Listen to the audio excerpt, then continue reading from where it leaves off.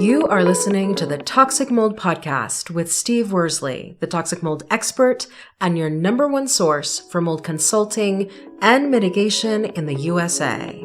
Let's dive into a brand new episode. Before we get started on this episode, here's a not-so-short disclaimer. While all attempts have been made to verify the content provided in this podcast, neither the podcaster nor the producers assume any responsibility for errors, omissions, or alternative interpretations of the issues discussed here. All information stated in this podcast is the opinion of Steve Worsley. Steve Worsley is a mold specialist with over 25 years of experience in the construction and mold industry. The Toxic Mold Podcast is for information sharing purposes only. The views expressed are those of the podcaster and his alone. These views should not be taken as expert instruction or commands. While there may be references to medical conditions and symptoms, all podcast episodes are the opinion of Steve Worsley, and any medical questions or concerns shall be addressed with the appropriate licensed medical professional or professionals. As the podcaster refers to different mold types, please be aware that Steve Worsley is not a microbiologist, and questions concerning mold specifics should be answered by the appropriate professional. Steve isn't, nor does he offer any legal advice. For any legal advice, you must speak to a lawyer. The listener is 100% responsible for his or her own actions. You can check out Steve's books on Amazon. Just go to Amazon and search for author Steve Worsley. You can also take Steve's mold education courses, such as Mold 101 and the Mycotoxin Prevention Kit, by going to cnccontractorservices.com. Again, check out his mold education courses at cnccontractorservices.com. Now, let's get to the episode. Hello, you're listening to the Toxic Mold Podcast with myself, Steve Worsley, and we have my wife, Cassandra. Today's topic's a really interesting one since we have AI and it's becoming a huge deal. But it's 5 mold sickness symptoms most doctors miss. When you hear that, what do you think? That's a good question. I think a lot of different symptoms, but I would say headaches, brain fog, dizziness. Well, yeah, I guess my question isn't what are the symptoms, but what do you think about when that question is asked? Do you think a lot of doctors miss? I think most doctors miss most things. Okay. But you know my take on doctors. I don't think a lot of them are as knowledgeable as they ought to be. We might as well go back to the Laura Ingalls Wilder days where the doctors visited the home at this rate. Yeah. I always joke around in Wyoming that you're better off going to a vet than you are a doctor. That's true in most places. Yeah, I mean, it was in Wyoming, you literally had to walk my GI doc through the whole, I think it's a gallbladder issue. Correct. And he couldn't even figure it out. This is where AI is going to be so genius for people who have all of these differing symptoms that seem vague to a doctor who really hasn't read their whole history. But you could put your whole history into AI and AI could populate some really good responses for you. Yep. So it goes back to what you were starting to answer. So what symptoms do you think they do miss?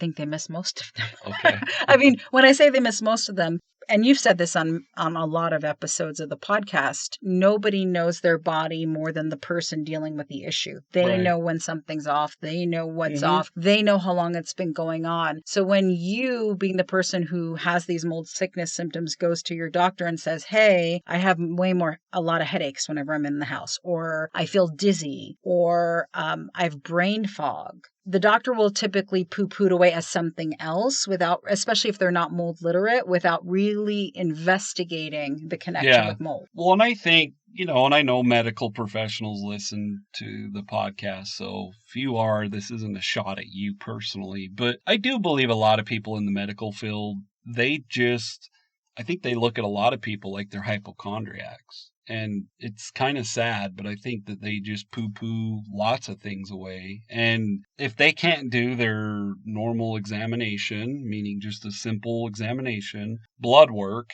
and there's not a red flag, I don't think they even think about mold. No, and I think sometimes doctors get offended too, though, when you come in with your research, like I always do, and you dictate to them what needs to happen, and they get offended. But the good doctors don't get offended. They actually appreciate the information, but most of them get offended. So you're also dealing with if you go to them without your research, they poo-poo it away as something not relevant. Yeah. You'll get over it. Well, for our listeners, Cassandra's the type, like, she does tons of research, especially on medical things. And when we go into the doctor, she more or less calls them out. And I do. It's like a sport. A lot of them don't like it. Yep. But, you do it in a very tactful way. You're highly educated and very smart woman. So it's not like you're not coming across as a know-it-all, but I guess to our listeners, what I want to say to you as a listener is go in there with the facts and go in there and say, here's my symptoms. I follow Dr. Josh Axe and this mold expert, Steve Worsley, and I think it's mold. What can you do about it? 100%. Yeah. If the doctor gets upset with you, you're with the wrong doctor. I agree. And I think the reason why doctors also miss a lot of these mold sickness symptoms is because they don't have to live the quality of life reduction that you do every single day. So they don't understand the magnitude of your symptoms or the impact on your life because they don't have to live that life every day. But if it's you who's always tired, you who's always has brain fog, short-term memory lapses, depression, you live with that every day and they don't. Exactly. And so speaking of AI, I asked AI, what are the top 5 symptoms, because I just wanted to see what it pulled up. And I was actually surprised how accurate, in my opinion, it is. So the top 5 are brain fog, cognitive slowdown, unrelenting fatigue, and non-restorative sleep, dizziness and pot-like symptoms, chronic sinus irritation, and gut issues. I went more than 5. They're putting brain fog and cognitive slowdown in one category, unrelenting fatigue and non-restorative sleep in one category, dizziness and pot symptoms, and then chronic sinus irritation and gut issues. Well, and so for the listeners, they're like, Steve, that was more than 5. But they're in different categories. But I want to say something about the unrelenting fatigue and the cognitive slowdown. If you're a listener who's over 40, do not believe the BS doctors tell you about how you should be tired over 40. Our ancestors were lifting heavy things and running in jungles at 80. Yeah. So this new thing that doctors come up with when they go, oh, you're older after 40 and you should just be tired. I don't think so. Yeah. So it kind of brings up a few things. And so let's just say, we have a listener and they're like, wow, I have all 5. What if we have a listener that's like, oh, they only have one of the 5, so it's not mold? What would you say to that listener? It might be mold. Exactly. Unless and until you have the indoor air quality expertise on your mold support team and the health medical support on your mold support team work together to deeply investigate the issue, you're not going to know what it is. Yeah. And that's why, we talked about mycotoxins a few episodes back, but once again, this is why the whole mold journey is very complex. But a lot of times I'll say to my client, go do medical mycotoxin testing. If that comes back and everything looks good and I trust the test and the physician you're working with, then we can look at other factors that it might not be mold. But that rarely, I don't think it's ever happened. What I'm saying to our listeners, maybe just go get medical mycotoxin testing done. Yeah, and here's the tough pill that a lot of us have to swallow. Sometimes in order to get really good service medically, you can't go with your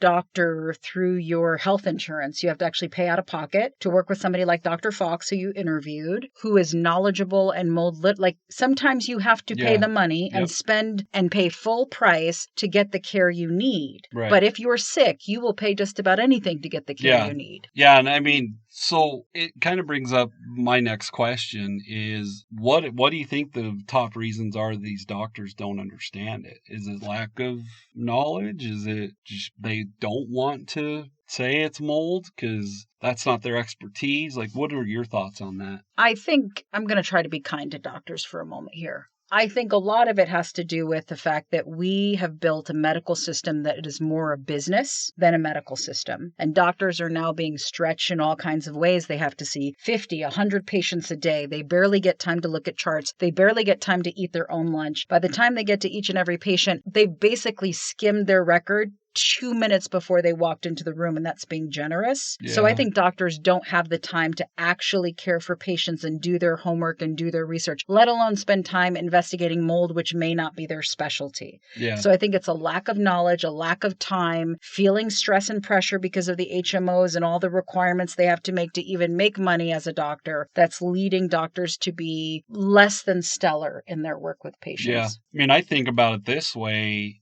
If I even had to go do 2 or 3 mold inspections a day, it wouldn't work for me. No, because your mold inspections are all day. Yeah.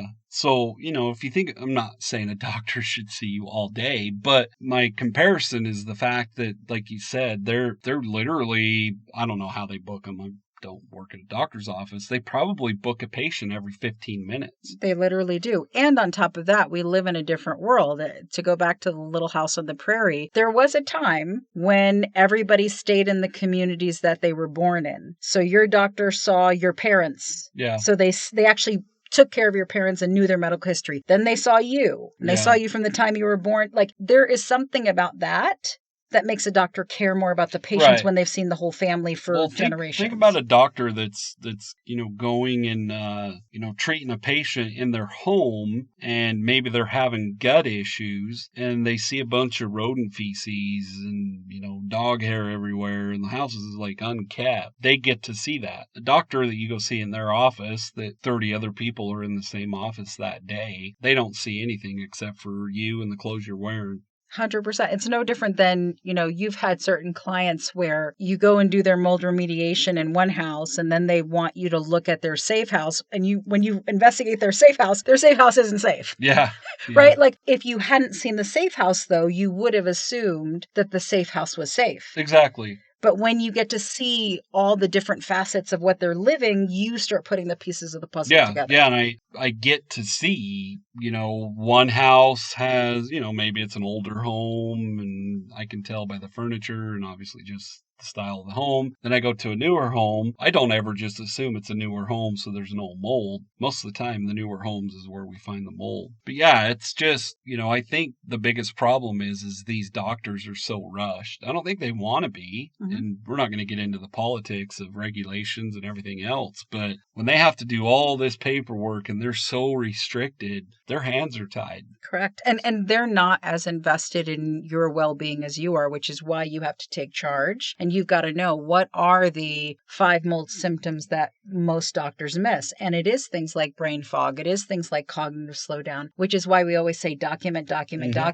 where you're experiencing symptoms, when they come on, when they get worse, so that you can go to your doctor armed with the information you need. Yeah. So the last question, I was going to ask, I think all our listeners know the answer to it, but how do you convince your doctor that it's mold? You shouldn't have to. You shouldn't have to. You don't. You need to find a new doctor. If you have to convince your doctor to believe what you're saying, that is the only sign you need to know that they are not the doctor for you.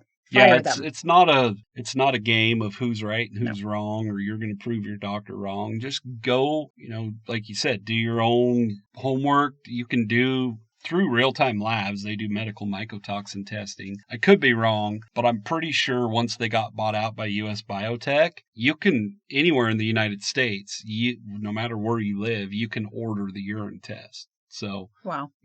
I don't know that for sure. So if one of you listeners tries it and I'm wrong, feel free to let me know. But, my point is just go do those things on your own. Dr. Fox, Dr. Diane, Heather, the health coach, there are professionals that I have personally interviewed and worked with. Hire those people. 100%. And start investing in AI-driven medical testing that you can do on your own. Dr. Mark Hyman started a company called Function, and you can use your Flex spending account to pay for this. You pay $500 or so for the year, and you take a bunch of tests. I'm not sure if mold is one of them. It might be, but you need to start keeping your own medical records for yourself. And AI is getting so good at testing that you need to find ways to do your own testing. Yep. So for our listeners, we talk about it all the time. Obviously, I do consultations. We have lots of different consultation packages. We have a 90-minute package. We have a package if you're buying a new home. We have a package if you're building a home. We have a package with EMA testing. Reach out. If you're not sure, reach out to info@cnccontractorservices.com. Someone will get back to you and say, hey, this is what I'd recommend, or they'll get you to me and you'll hear from me and I'll give you my recommendations. But we offer tons of different services and I do my best.